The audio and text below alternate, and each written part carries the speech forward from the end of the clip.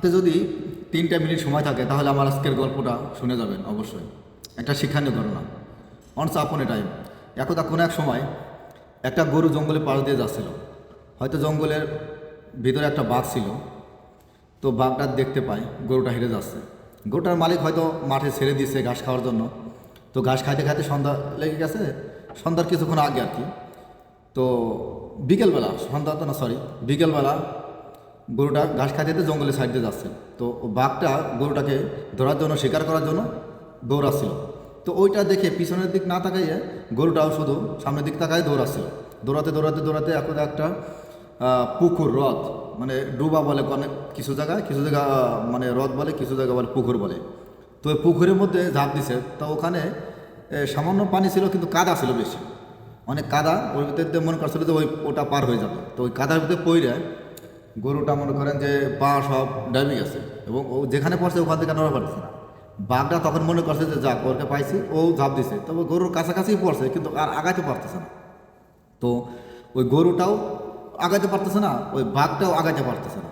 তো দুইটাই একটু বিপদে আছে, উড়ি করতেছে, কাউকে ধরা পারতেছে না এবং ধরতে পারবে কি, যার যার জীবন নিয়েই সেই মানে টেনশনে আছে যে কীভাবে জীবনটা বাঁচানো যায়। এখন অনেক উড়ি করার পর সন্ধ্যা এদিক পেরিয়ে আসছে। তো গরুটা হাসছে, গরু হাসা দেখে বাঘও হাসছে। তো বলতেছে, বাঘ বলতেছে তুমি হাসো কেন? বলতেছে যে তুমি তাহলে হাসো কেন? তো গরুটা বলতেছে, যখন বাঘটা বলছে যে তাই তুমি হাসতেছো এই কারণে আমি হাসতেছি, তা গরুটা বলতেছে যে আমি হাসতেছি এই কারণেই যে তোমার কি মালিক আছে?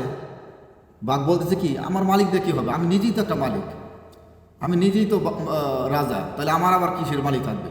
তো গরুটা হাসতেছে আর আরও হাসতেছে। তো বলতেছে কি শোনো, এই কারণে আমি হাসতেছি, আমার তো মালিক আছে, আমার এখন সন্ধ্যা হয়ে গেছে, তো আমার নিশ্চয়ই আমার মালিক এসে আমাকে নিয়ে যাবে। তোমার যেহেতু মালিক নাই তাহলে তুমি এখানেই পড়ে থাকবে, এর জন্য আমি হাসছি। তো কিছুক্ষণ পরে ওদিক দিয়ে দেখা গেল ওই গরুটার মালিকে খুঁজতেছে।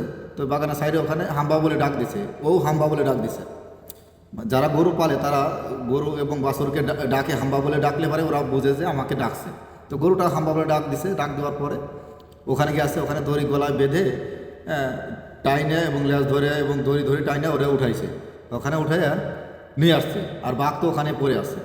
তো বাঘ মনে মনে ভাবছে আসলে তো ঠিকই। তো এই কাহিনীতে বোঝা গেল যে অবশ্যই একটা মালিক থাকার দরকার।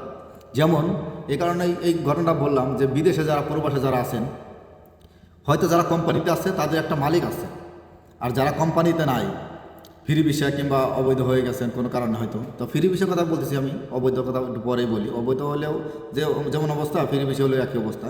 তো ওদের যদি কোনো একটা সমস্যা হয়, ওদের কিন্তু ওই সমস্যাটা সলভ কিন্তু ওদেরই করতে হয়।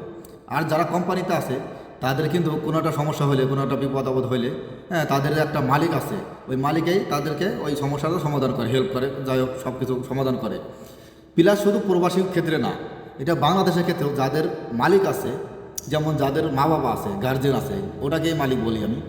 যাদের মা বাবা আছে ওরা যদি ভার্সিটিতে যাক, স্কুলে যাক, কলেজে যাক, কোনো মাঠে যাক, খেলাধুলা করতে যাক, কাজে যাক, যেখানে যাক, ওই সন্ধ্যা হলে হয়তো তাদের মালিকে অর্থাৎ মা বাবা গার্জেনে ফোন করবে। ফোনে যদি না পাওয়া যায় ওখানে যাবে, যাই খোঁজ করবে, খোঁজখবর নিবে, তো তারপরে তাকে নিয়ে আসবে বাড়িতে। তো তেমনি যাদের মা বাবা নাই, হয়তো তাদের খোঁজখবর নেওয়ার কিছু লোক নাই, যাদের মালিক নাই, যাদের একমাত্র মা বাবা আছে এবং মালিক আছে, তারা তো অতটা বুঝবে না। যাদের নাই তারাই একমাত্র বুঝে যে মালিক থাকা কতটা জরুরি। একটা মালিক থাকা অর্থাৎ গার্জেন থাকা যে কতটা জরুরি, যাদের নাই একমাত্র তারাই জানে। তো গল্পটা এবং স্টোরিটা কেমন হলো অবশ্যই জানাবেন। ভালো লাগলে একটা শেয়ার করে দেবেন। ইউটিউবে দেখে থাকলে আমার চ্যানেলটি সাবস্ক্রাইব করে রাখবেন, যাতে এরকম আরও কয়েকটা মানে কাহিনী আমি বলবো। এবং আমার ইউটিউবে দেখবেন যে আরও কিছু ভিডিও আছে অনেক আগের এই কাহিনীগুলো ছাড়া, তো দেখবেন। প্লাস ফেসবুকে যদি দেখে থাকেন তাহলে অবশ্যই ফলো করে ভিডিওটি শেয়ার করে দিবেন। আর কেমন হলো কমেন্ট করে অবশ্যই জানাবেন। Thank you for watching.